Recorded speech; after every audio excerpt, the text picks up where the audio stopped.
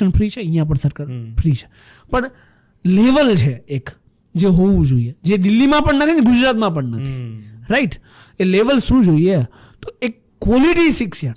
તમે ક્વોન્ટિટીમાં શિક્ષણ આપો that is doesn't matter, quality વાળું એક શિક્ષણ હોવું જોઈએ. એ શિક્ષણ કેવું હોવું જોઈએ?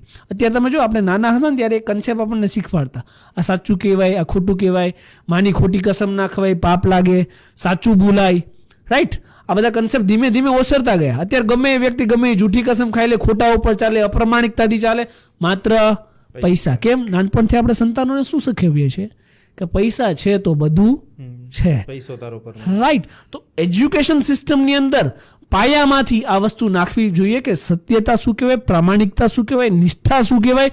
12મું અથવા કોલેજ ભરીને છોકરો જ્યારે નીકળે ને ત્યારે કંઈ ના થાય તો કંઈ નહીં, પણ એ દેશ પ્રત્યે વફાદાર તો થાય જ જોઈએ. આ કન્સેપ્ટ શીખ્યો હોય તો, પણ આ નાખવા પડે શેમાં? એજ્યુકેશન સિસ્ટમની અંદર.